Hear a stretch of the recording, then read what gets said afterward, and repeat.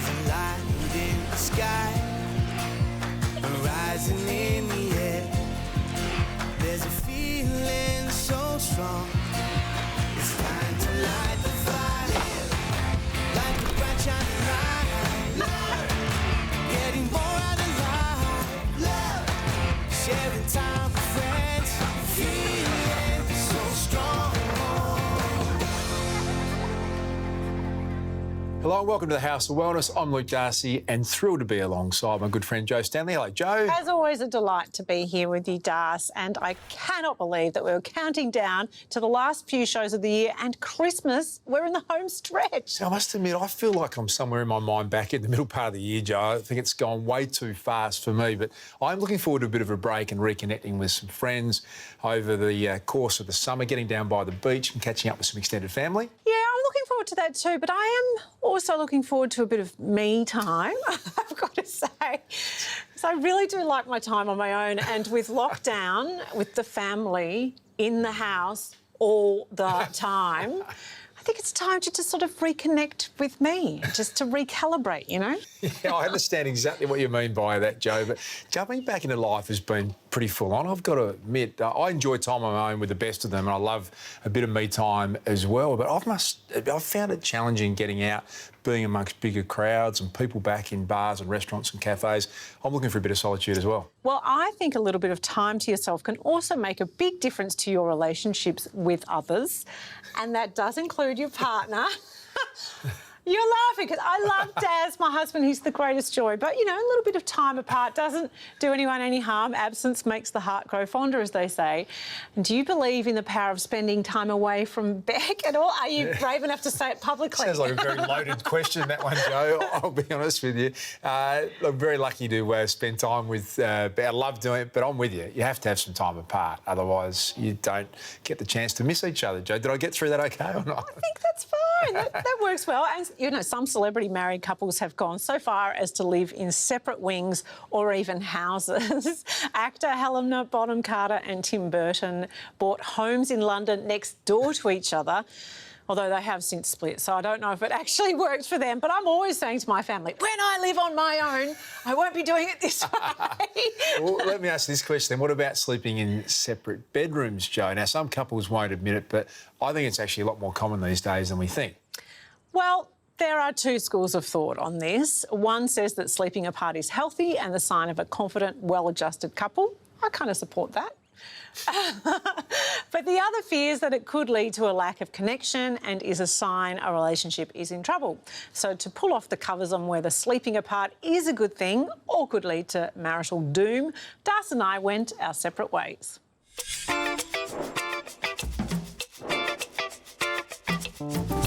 In your experience, are there many couples who are in good relationships but choose to sleep apart? Oh, yes, there are. Absolutely. Yeah, many. More and more? Absolutely, more and more. It's more acceptable to talk about it. So, Chris, are you surprised by how many couples are choosing to sleep in separate beds to get a better night's sleep? Yeah, I'm always surprised with it because I just think sleeping together is such a great relationship thing to do. They're losing that intimacy and time together and time to chat, etc. It always just surprises me. And why do they make that choice? For a number of reasons. I think, first of all, we all need adequate rest. Some people have illnesses or restless legs, they might have incontinence, they have some reason why they're restless at night and they need to get up and down. Firstly, they're worried about their partners getting enough rest, and second, they know that they just need to be free to move as they need to move. Your snoring's a big one. Kids, having young children coming into the bed, hours that people might work. You know, one might start early in the morning. Pets is a really big one. A lot of dogs in the bed. It's quite surprising with the dogs. I find that, well, not really, because I reckon if I was out, the dog would be in pretty quickly in my house. So people, the dog's in and one partner's saying, if you want the dog, I'm out. Well, it's usually the bloke that goes out, the woman likes the dog. I'm not quite sure why the one who snores is often the one who stays in their bed and the other one seems to get out, except that apparently they're having the better sleep. And the other one's wide awake, so they tend to hop up and go and find another spot. That is so true. My husband is such a snorer, and he's like, go and sleep in the other bed. And I'm like, this is my bed. I know, it's not fair.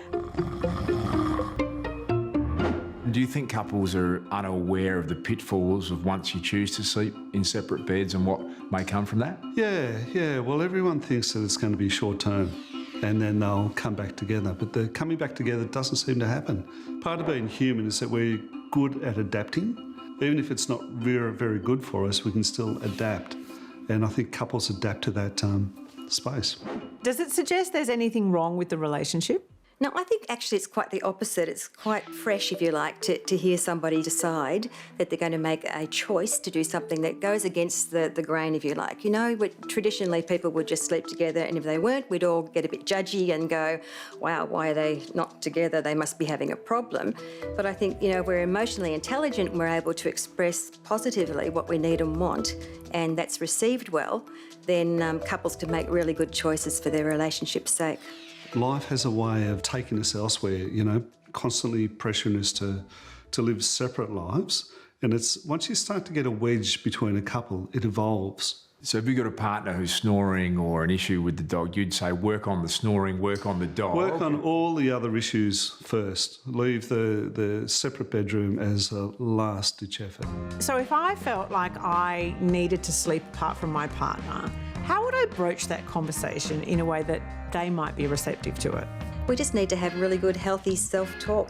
So instead of saying, you know, this is how it should be, this is how my parents did it, this is what you must do, we decide to say things like, I choose it, I need it, I want it, I prefer it that way. And obviously it's a conversation, it's an ongoing one, we don't demand it, but it's something that we start to touch on. Well, you've got to balance it out. It's like if you take money out of the bank account, you've got to put some back in. But often couples just take money out. So they just sleep in other bedrooms, but they don't seem to put back in terms of affection, intimacy, time together. You might do 4 nights in a separate bed and 2 or 3 together. Then that would work okay. I've heard of people that are downsizing and they design a house so it has 2 main bedrooms and the ensuite's in between the rooms. So they're making a choice. So it's very much an opportunity mindset that we're looking for, where there's lots of options. Not a black and white way of being, but the world's very grey these days. So, Joe, let me ask you this. Your visit to Helen, did it confirm or change your thoughts on sleeping apart? I think it's not an unhealthy thing to do for a couple, and certainly lovely Daz, he can snore quite loudly at times, and I have taken my pillow off to the spare room at times and got a blissful night's sleep. Now, I've got to confess that the last year that I played AFL football, there was a trend to sleeping in altitude tents. It's tents that replicate being at altitude for your fitness. I convinced Beck that that was a really important thing for me to sleep in a tent in our spare room. I became addicted to the white noise, that shh noise of the fan. Then after I retired, I was still trying to sleep in the tent, and the message was, you can take your tent and sleep in the park, champ, if you think that is a good idea. Having our second child was born at the time, so I probably didn't contribute as much as I should have, but I think I might have tipped that one over the edge. Right, OK. Up next, it's high-intensity exercise that'll have you bouncing off the walls, literally. We'll be back after the break.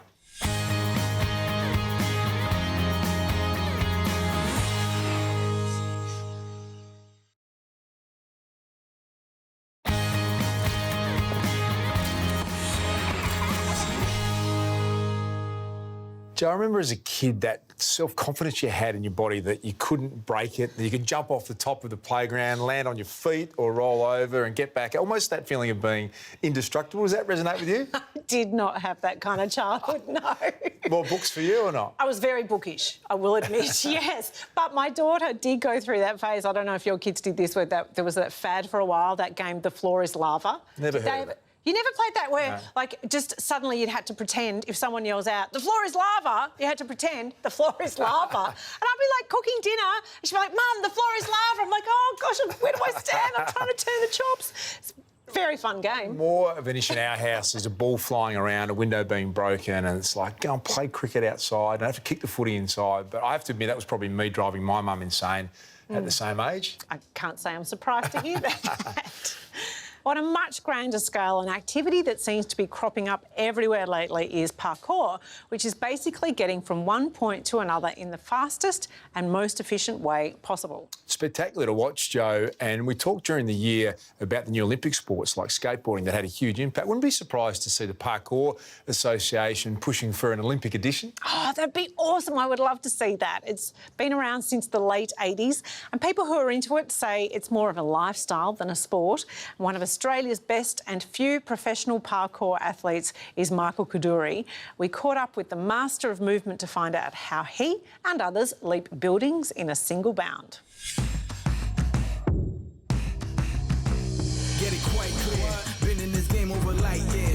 Parkour is sort of separated into two different things. There is free running and parkour.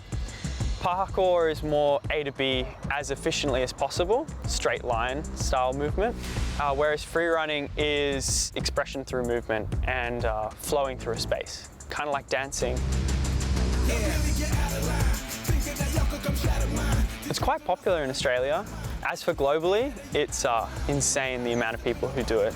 There are crazy jams and heaps of people just having fun.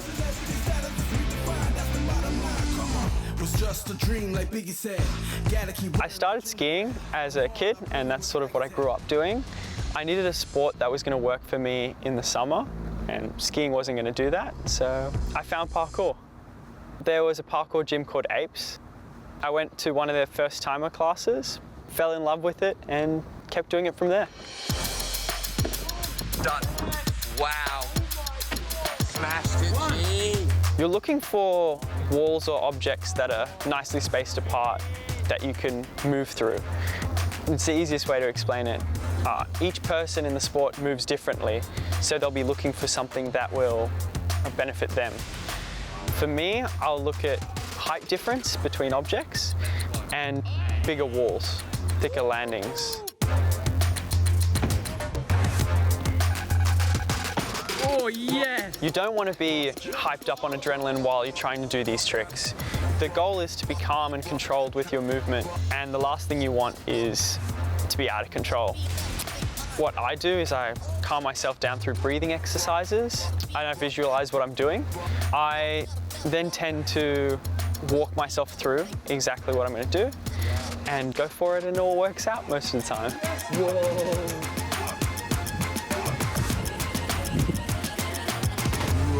So most of the time you'll have a couple different options in your head on these bigger movements. You're going to have a bailout plan if you're not going to make it, and you're going to have a plan of what I'm going to do if I'm going to make it. So usually, you'll flow through the obstacle. If you're going to bail out midway or you're not going to make it, you'll be prepared to absorb it and distribute the impact or whatever it is safely. Oh, no way. Oh, he's in! It's kind of teaching yourself to adapt to certain situations because you're constantly having to change the way you move throughout a space. Oh! For me, whenever I find a weak spot, I'll tend to do exercise in that area, strengthen it back up again. But I will train almost every day. Practicing movement is, I guess, the most important part of the sport. As for injuries, I don't get injured that much personally. The worst injuries I've gotten is a sprained ankle or a slight tear in my AC joint in my shoulder. But it definitely is a factor. You can get injured, but the most important thing in the sport is to still stay safe. Oh, we got the shot. We got the shot. Social media plays a big part. Because the world's so big, you can't really show yourself to everyone, and you can't do those competitions where everyone can see you. Social media is a way where you can show your friends and your peers what you're doing. I love speed competitions. I really enjoy them. I'd love to be more a part of them when things open up. But for me, it's just making a job with it and just keep doing what I love. Yes! What an incredible athlete, Joe. Kadori's nicknamed the Kid and has almost 3 million followers on TikTok and Instagram. He is spectacular. Oh, it's amazing because they look effortless, don't they? They must be so strong. I just love it. And it certainly does bring a whole new level to the floor is lava. Yeah. The floor's lava dust. I'm up, Come on. I'm up.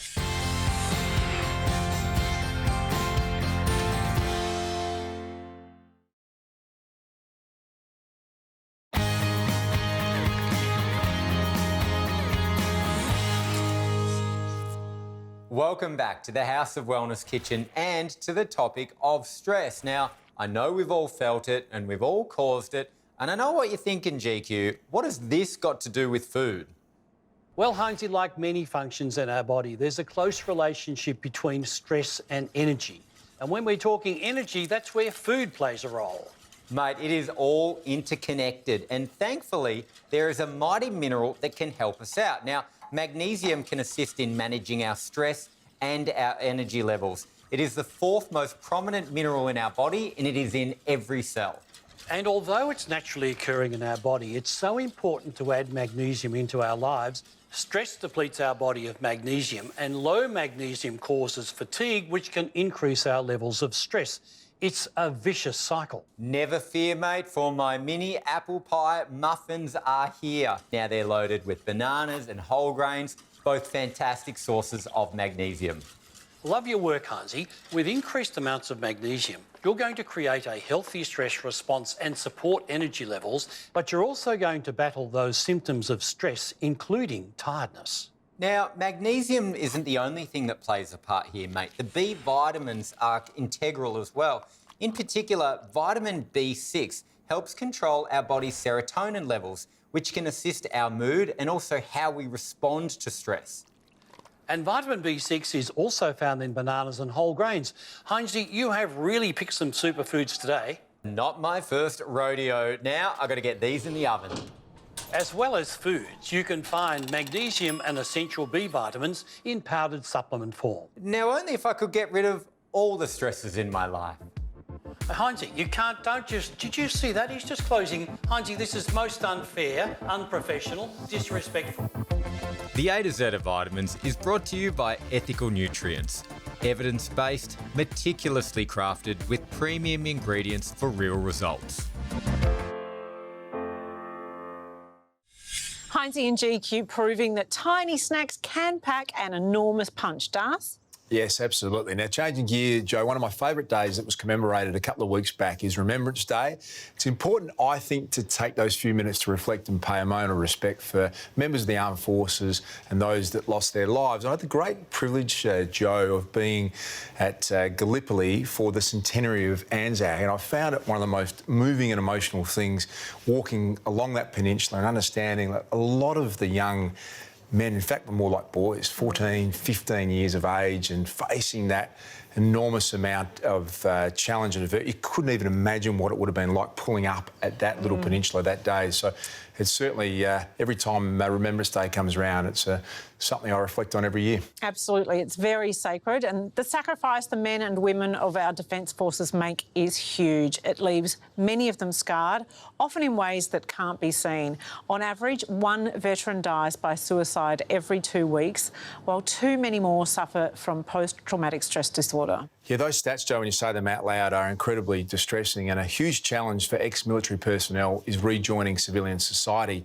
And someone who's experienced this firsthand is former Australian Navy member Terry McNally. Terry and his wife Eleanor, who met in the Navy, decided the best way to help other veterans was to give them the chance of employment, community connection and a sense of purpose and hope. And the best way they knew how was through the healing power of coffee. Here we go. There it is. Brisbane husband and wife Terry and Eleanor McNally first met 35 years ago when they were both working in the Navy. 10 years later, Terry suffered a leg injury and was medically discharged, changing their lives overnight. We only had, was it a couple of weeks to get out of the married quarter? So, because once you leave, that's it. That's not your home.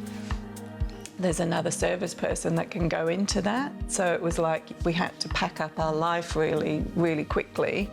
It's like going on holiday, isn't it? You land somewhere, the first thing you're going to do is go, what am I used to? Oh, a bar. or I'm looking for the swimming pool, you've already focused on what you want to do when you get there. So when I landed here, I went, okay, I can't find anything familiar that I can hold on. There's no lifeline. Someone please say there's a boat round the corner, or there's a museum with a Navy person in it, or do you know what I mean? There was just no continuity in life for me in that respect. I felt as I was cut off. The big metal doors was closed behind me.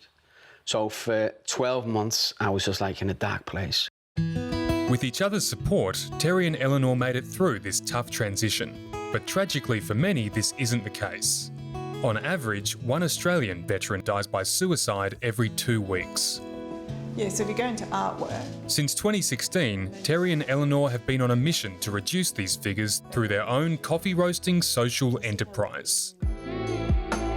3 Elements Coffee distribute premium blends to cafes and customers all over Australia, with a portion of all profits going to companies that support veterans and their families. We're not asking you to put money in a tin and it goes missing. We're giving you value for what you put your money in the tin for. One of the main causes supported by these profits is PTSD Resurrected, an organisation founded by Afghanistan veteran Andy Cullen and his wife Zoe. So is that like an old jail? Yeah. When I got out, I realised that it took a bigger toll than I probably expected it would throughout my service, and that was really mentally and emotionally, as well as the physical tolls that a life in service will take on your body. It was my mind and my spirit that was probably traumatised the most. Andy was a completely different person.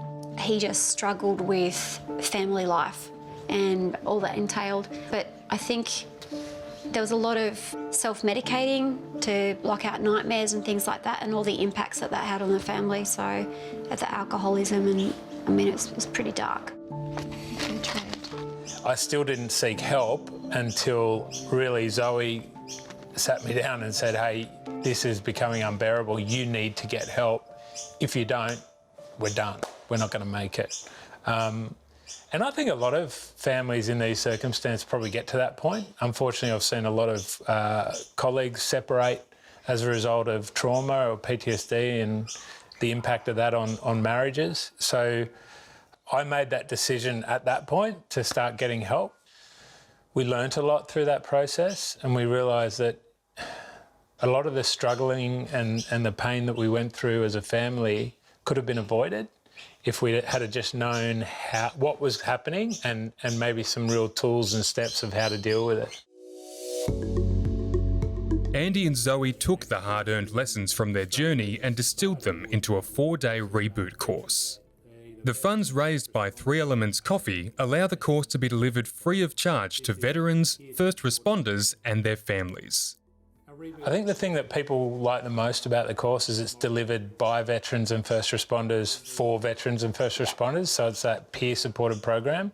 We're not health professionals, it's not white coats and it's not clinical in any way. Officers. It's about working through a program that has proven medical success, delivered by a community of caring people that have an understanding of the experience that they're dealing with.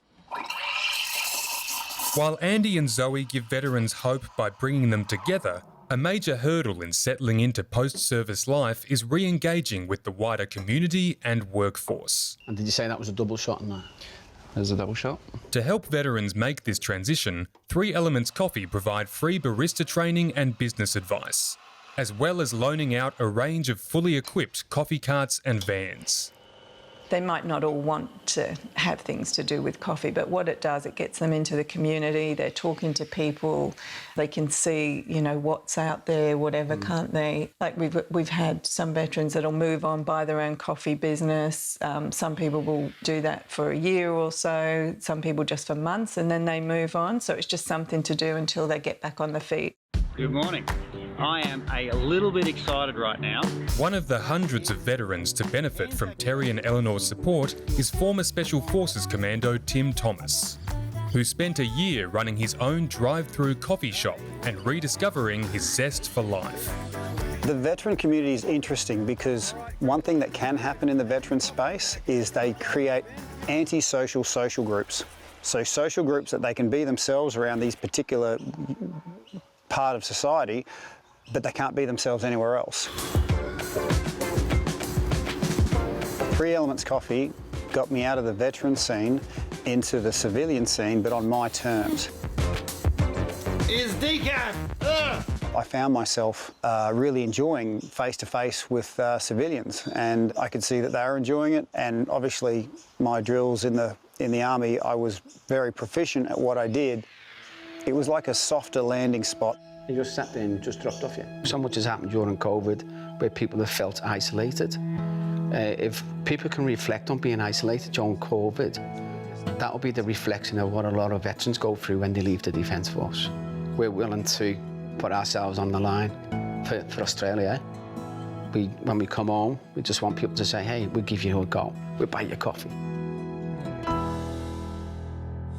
So 3 Elements Coffee, Joe, partnered with the best-selling author behind the Jack Reacher books, Lee Child, a few years back to create a special Jack Reacher Down Under blend, and 50% of the profits went to PTSD Resurrected. They also support the families of Australian veterans through the trust that gives their kids tertiary scholarships. Yeah, what a great scenario that is all round. Coming up next, we look at the phenomenon of full moon madness. Is it real or is it merely a myth? That's next on the House of Wellness.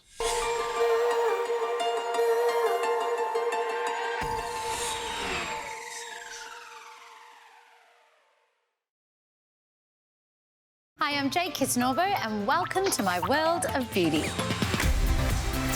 From the latest trends in skincare and makeup to creating a look that's just right for you, I've got the tips and tricks to make you look and feel great from the inside out. Now, there's a lot of confusion around serums. When do we use them? Do we even need them? What's their purpose? And I think for anyone at home who's never used serums before, it's really important to find the correct serum for you. Well, you've taught me so much about them already and how many different things that there are that they can treat.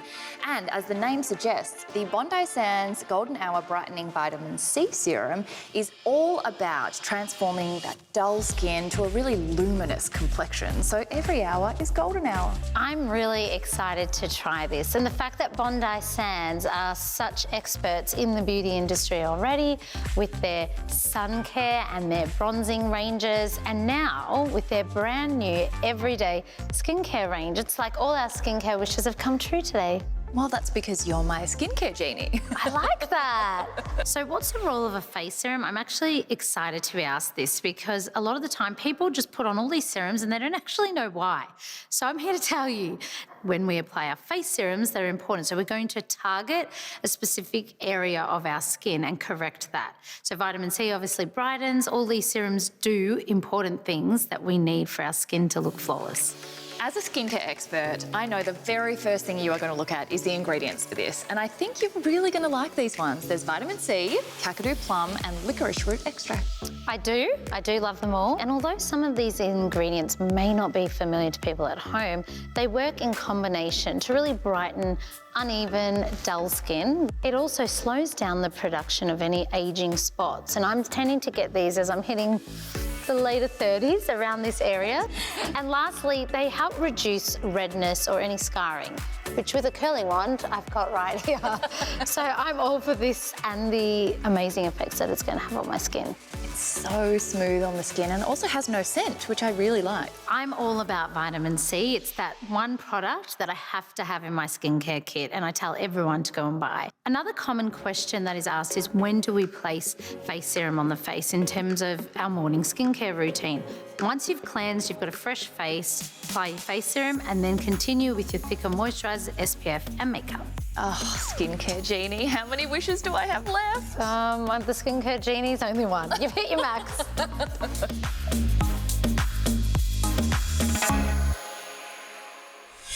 Well, from looking radiant with Jade Kay and Sarah Davidson to seeing the brilliance of a fully illuminated moon in the nighttime sky, is there anything more beautiful than a full moon? People say it affects us in bizarre ways. I don't know, would you agree, Darcy? Absolutely, no doubt. Yeah, I'm with you on that. Well, that's what the term lunatic comes from, isn't it? It sends people a little bit batty, a full moon from time to time. Were you aware of that? I was not aware of it. I don't know if I support that theory, but... I love it. I love to learn about lunatic. Yes. Well, everything from earthquakes and tsunamis to an increase in violent and depressive behaviour has been blamed on full moons in the past, Joe. Oh, don't forget werewolves. Of course. Even better or crazier, depending on what you believe, is a super new moon. It's when a full moon comes closest to Earth and looks bigger than usual. There are usually 3 to 4 super new moons a year, with the next one just days away on December the 4th. So should we all be battening down and waiting for the crazies to pass, or does the real insanity lie with people who believe moon madness is a thing, Joe? Well, here with the answers is our, not in the least bit, barking mad medico, Dr Nick Carr.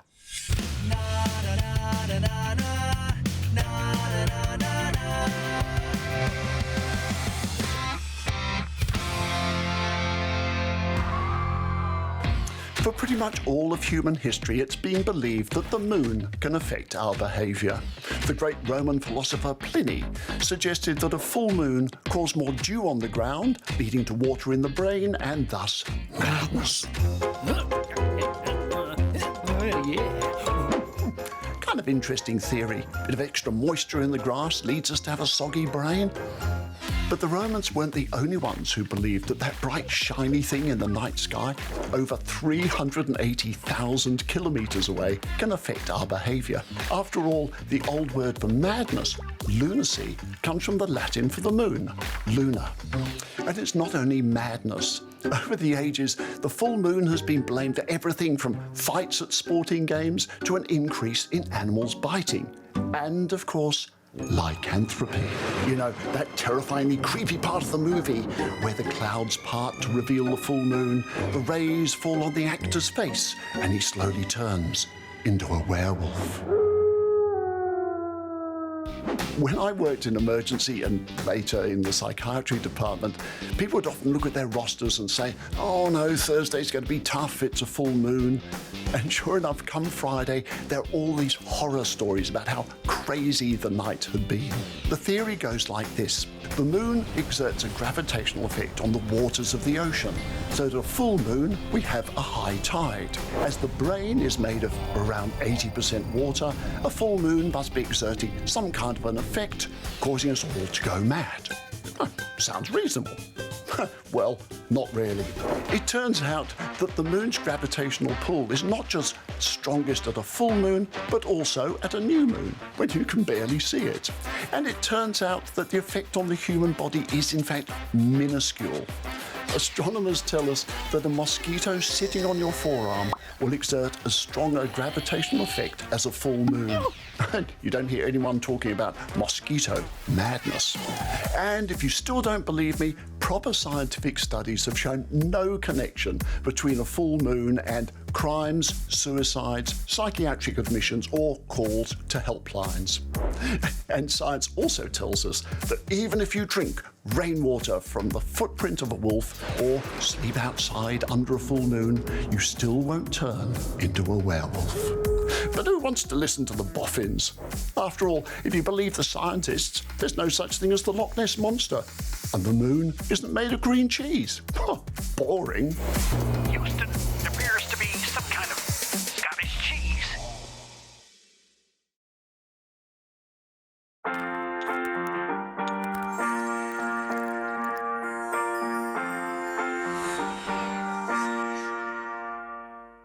Turn your arm around there. Look at that muscly arm. Cardiologist Dr. Ross Walker has seen the full gamut of health issues, including the effects of ageing on the body. Wonderful. We're only designed to work well for 30, 40 years wandering around a jungle with a spear. So 30 is the peak of our life, and after that, everything starts to wear out. So, for example, no high-performance athletes are as good in their 30s as they were in their 20s. And if it wasn't already tough enough for us over 30, ageing and exposure to lifestyle stresses may also decrease our natural levels of a health contributor called ubiquinol. Ubiquinol is actually a fat-soluble antioxidant, but it's one of the major drivers of the mitochondria, which are the little fuel packs of the cells. Within this mitochondria, these fuel packs, there are a whole series of chemical reactions, And ubiquinol is very, very important to work in it's a thing called complex 3 in the mitochondria, but it drives that part of it which then produces ATP. So without ubiquinol, you don't get good quality ATP being produced by the mitochondria. Here's the mitochondria, which is where we produce energy. And this is why it's so important to have a good level of ubiquinol in your body so you produce good quality energy in that mitochondria so the cell works well. Associated with over 95% of the body's cellular energy production, ubiquinol is a key player in supporting everything from our cardiovascular health, immune system function, and it reduces free radicals in the body.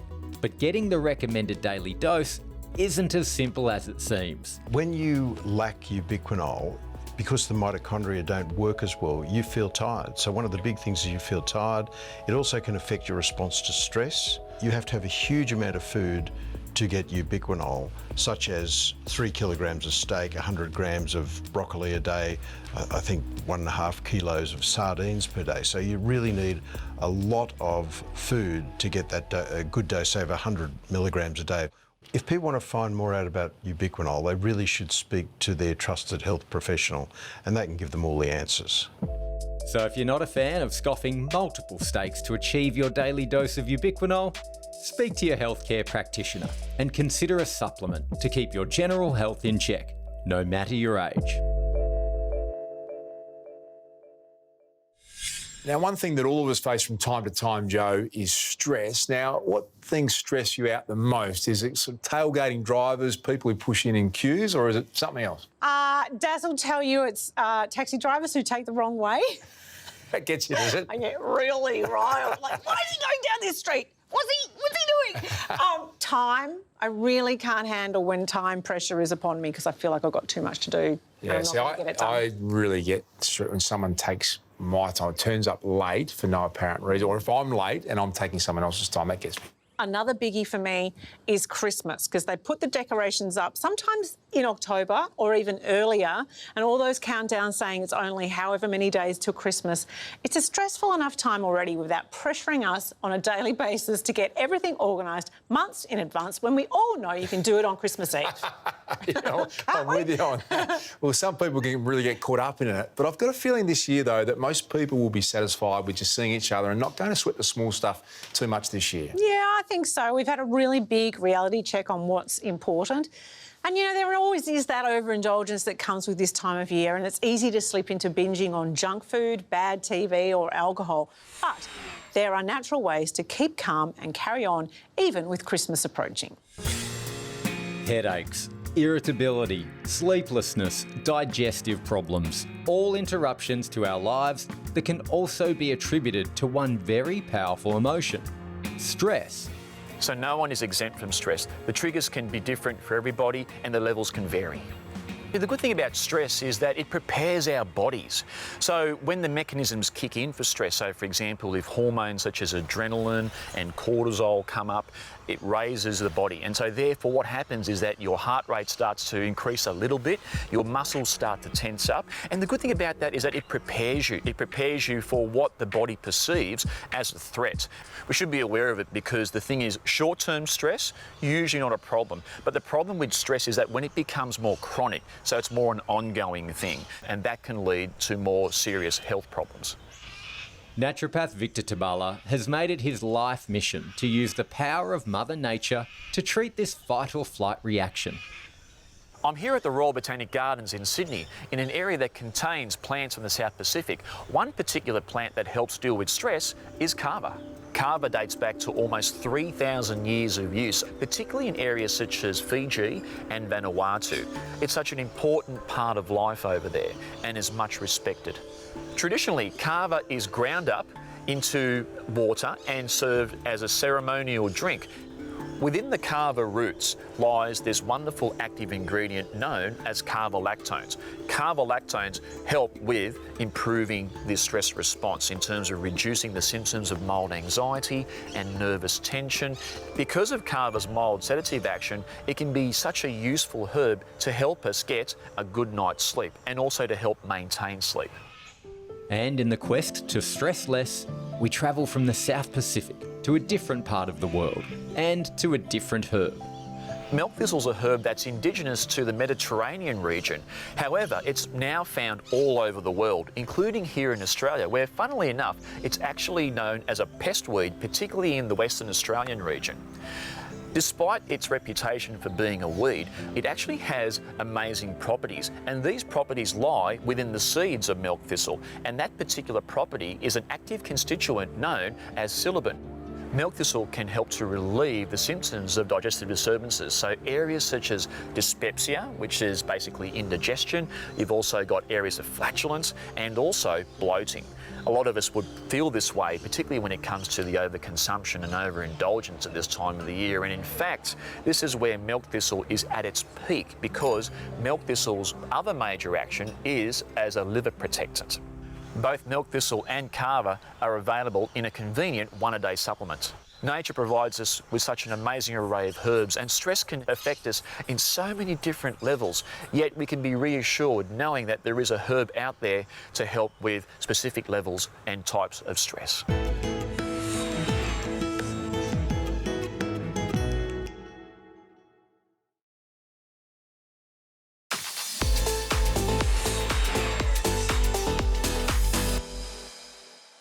The Global Climate Change Conference wrapped up 2 weeks ago, Joe, and I couldn't help but be impressed by Sir David Attenborough. Oh, he's just amazing. I love him. I teared up watching him. And what made me optimistic for the future was when he said that our generation has the chance to witness the repair of the planet. You know, that is hope right there. And how can we not do everything we can? Yeah, he is an absolute legend. There was some great news to come out of the conference. If we're looking to be glass half full, as the world leaders pledged to reduce methane and end deforestation. So a couple of positives. Yeah, the other feel-good moment, or moments, I should say, at the moment, is the reopening of international borders. Now, I don't know, are you a fan of Love Actually, the movie? I have to say, I'm a bit of a sort of closet rom-com fan.